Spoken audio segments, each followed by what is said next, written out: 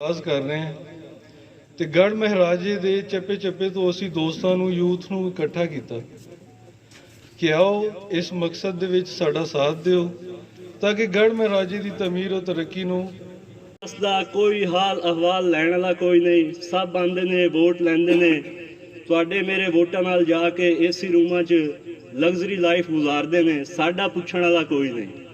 ਇੱਥੇ जितने भी मनसूबे बने ने, जितने भी तरक्याती काम होए ने, जितने भी फलाई अदारे बनाए गए ने, जितने भी लोगों ने मसाइल हल करने वास्ते अदारे बनाए गए ने, वो सारे साढ़े सिर्फ लोगों की दोस्तों भाइयों की चुप रहने की वजह करके वो सारे गढ़ चाहना ताकि जितनी देर जितने सियासी जितने लोग सानू लोलीपॉप दे के हुण तक साड़ी इतनी बुरी हालत कर दी है।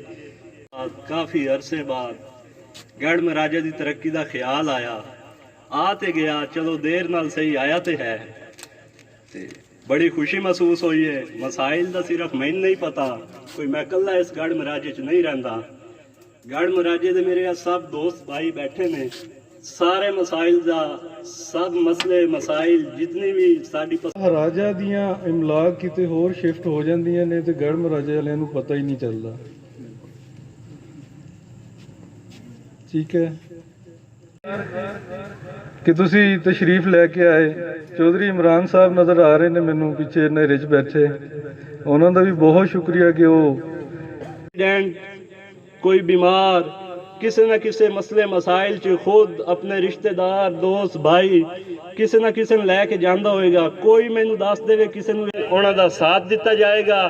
इंशाअल्लाह वो दिन दूर नहीं जदों साडा इलाका बहुत जल्द तरक्की दी राह ते गामजन हो जाएगा। आज तक किसी ने कोई आवाज़ नहीं उठाई, आज तक किसी ने ज्योति नजर आएगी। अगर तुसी लोगों भी आवाज़ नहीं चकनी तो फिर किसी ने भी नहीं चकनी। अगर तुसी आज नहीं बोलोगे तो खुदा दी कसम कोई भी बंदा नहीं बोलेगा। हर बंदा इत्थे अपनी मफाद लिए देखेगा। जिस तरह पहला गल की खान साहब अपनी तहसील चक के लै गए अहमदपुर सियाल, लोग क्यों नहीं बोले? हर बंदा अपने मफाद लिए खड़ा है। कोई वेख रहे मैनू चेयरमैन ही मिल जाए, कोई आख रहा मैनू नैब नाज़मी मिल जाए, कोई आख रहा मैं मिंबर बन जावां। खान साहब मैनू बना दिओ, बाकी जन्नत च जा देवे। ते ਇਹ ਤੁਸੀਂ ਵੇਖੋ ਉਹ ਲੈ ਗਏ, ਠੀਕ ਹੈ, ਆਪਣੇ ਇਲਾਕੇ ਦੀ ਖੁਸ਼ਹਾਲੀ ਲਈ ਲੈ ਗਏ। ਸਾਡੇ ਇਲਾਕੇ ਦੇ ਲੋਕ ਵੀ ਤਾਂ ਉਹਨਾਂ ਦੇ ਨਾਲ ਸਹਿਣ ਨਾ। ਸਾਡੇ ਇਲਾਕੇ ਦੇ ਲੋਕਾਂ ਨੇ ਕਿਸੇ ਨੇ ਗੱਲ ਨਹੀਂ ਕੀਤੀ, ਕਿਸੇ ਬੰਦੇ ਨੇ ਕੋਈ ਗੱਲ ਨਹੀਂ ਕੀਤੀ। ਠੀਕ ਹੈ ਖਾਨ ਸਾਹਿਬ ਤੁਸੀਂ ਲੈ ਕੇ ਜਾਂਦੇ ਹੋ, ਲੈ ਜਾਓ। ਉਹ ਲਹਿਗੜ ਆਪਣਾ ਰੋਡ ਹੋਣ, ਹਸਪਤਾਲ ਹੋਵੇ ਜਾਂ ਕੋਈ ਇਦਾਰਾ ਹੋਵੇ, ਜਿਸ ਤਰ੍ਹਾਂ ਸਫੀਰ ਭਾਈ ਨੇ ਪਹਿਲਾਂ ਆਖਿਆ ਲੈਂਡ ਰਿਕਾਰਡ ਦੀ ਗੱਲ ਕੀਤੀ ਹੈ, ਉਸ ਤੋਂ ਇਲਾਵਾ ਕੋਈ ਵੀ ਇਦਾਰਾ ਤੁਸੀਂ ਚੱਕ ਲਿਓ। ਨਹੀਂ ਹੈ ਇੱਥੇ ਕਿ ਮੈਂ ਕੋਈ ਇੱਥੇ ਕੋ ਆ ਕੇ ਆਪਣਾ ਕੋਈ ਤਕਰੀਰ ਕਰਾਂ ਜਾਂ ਕੋਈ ਐਸੀ ਗੱਲ ਕਰਾਂ, ਲੇਕਿਨ ਕੁਝ ਮਤਲਬ ਦਿਲ ਦੁਖਦਾ ਹੈ ਕਿ ਜਿਸ ਤਰ੍ਹਾਂ ਮੈਂ ਚੀਜ਼ਾਂ ਦੇਖਦੇ ਹਾਂ ਅਸੀਂ ਗੜ ਮਹਾਰਾਜੇ ਨਾਲ ਜੋ ਕੁਝ ਹੋ ਰਿਹਾ ਤੇ ਹਕੂਮਤ ਦੇ ਵਿੱਚ ਹੋਣ ਦੇ ਬਾਵਜੂਦ ਮਤਲਬ ਦੇਖਦੇ ਹਾਂ ਹਰ ਚੀਜ਼। ਤੁਹਾਡੇ ਅਵਾਮੀ ਨੁਮਾਇੰਦੇ ਰਾਣਾ ਸ਼ਹਬਾਜ਼ ਸਾਹਿਬ, अपना साहबजादा महबूब सुल्तान साहब वो थोड़े विच आके बैठणगे। यही होएगी जगह, यह नहीं होएगी कोई होर होएगी गढ़ महाराजे दी, लेकिन आके वो बैठणगे। थोड़े तुसी लोग ही आके उन्हां तो सवाल पूछोगे कि सर सानू दसो साडा यह काम है, तुसी जिस तरह खुली कचहरी हुंदी है असीं करांगे। बिल्कुल यह काम होएगा। तुसी आके अपने सारे सवालात रख सकते हो, पूछ सकते हो। आमीन होए जन तुसी वोट दिते ने। मैं भाई एंड ते फिर वही गल करांगा, तुसी नहीं बोलोगे, नहीं डिमांड करोगे, तुहानू कुछ नहीं मिलेगा। अगर कल वही असी चार बंदे एंड ते आके रह जाने हैं, चार बंदे आके पूछते हैं कि राणा साहब साडा है फलां काम है तुसी नहीं कीता, वो सानू आखणगे हाँ ठीक है सर। बाद उसे डॉक्टर हैं कि वो सुते पैन, कोई शाम नूं वंजे ते जनाब अगू डिस्पेंसर बैठा हुंदा है, कहन कोई गलत गोली च दे तो भी अल्लाह नूं प्यारा होवे। लिहाजा डॉक्टर्स वगैरह भी इत्थे होने चाहिए, तमाम करना चाहिए। बारिशां होंदियां, लोगों के महल्ले भरी वेंदे, सड़कां भरी वेंदियां, गटर वगैरह भरी वेंदे, कोई जनाब कमेटी वाला नहीं आवन तैयार पैसा कोई साफ कर छोड़िए। उस अलावा रोड इन खस्ता है हालत साडा पूरा हल्का इन्हां दे नाल है। जिथे जनाब वेख लो जनाब हुण तुहाडे सामने साडे महल्ले दे कुछ अजीज जेहड़े सैवरे दे बाहरों शिकायत वगैरह करिंदे खलोते हैं ते जनाब ते असां इन्हां दे नाल हैं। जिथे इन्हां जनाब सानू हुक्म दिता असां जनाब ताबेदार हैं। पूरा वापडा का सब ऑफिस था उसको इधर से उठाकर उन्होंने महमूद कोर्ट शिफ्ट कर दिया। क्यों इधर जगह नहीं थी, सब कुछ था।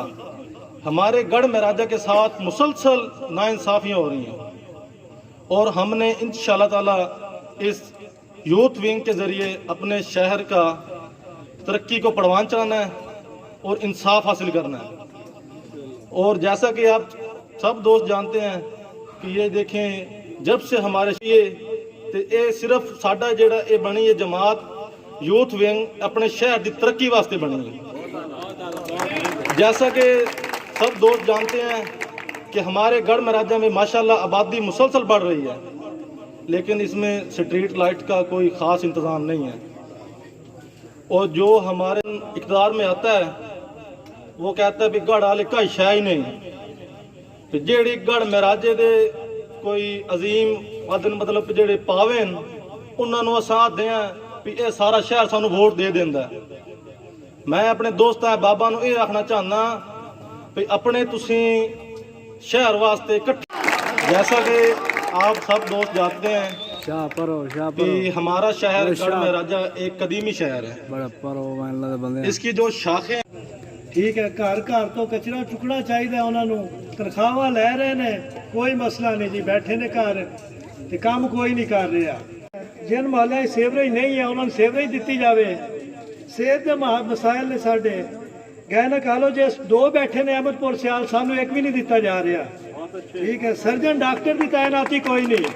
पहला इतने ऑपरेशन होंगे सी गढ़ महाराजे से, हुण वो भी बंद हो गए ने। ठीक, मुल्तान या झांग का रुख करना पैंदा, गढ़ महाराजे कोई नहीं हो रहा।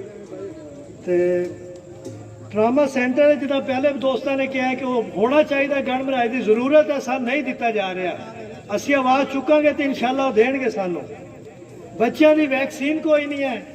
ठीक है, लवानी होवे तो उन्होंने तो टाइम लैना पैंदा है जी, फलाने दे नाल। ओ बई ये केड़ी गल है तुहाडी, असीं बच्चे नहीं पूरे होए जे, ओ लाओ ना तुसीं बच्चियां नूं। ते मेहरबानी करो, गढ़ महाराजे की तरक्की वास्ते इदां इकट्ठे रहो। बड़ी मेहरबानी तुहाडी सारिਆਂ ਦੀ, बहुत शुक्रिया तुसीं साडे नाल साडा साथ दिता है।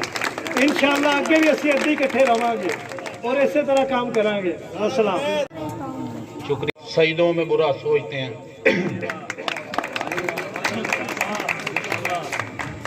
बहुत खुशी हुई है मुझे आप सबकी यहाँ मौजूदगी से। साहब ने अपने इलाक का ऐलान किया, सी उन्होंने दे बड़े शुक्रगुजार हैं। ते राना वैस असलम साहब अपनी कोई गुजारिशात पेश करना चाहते हैं।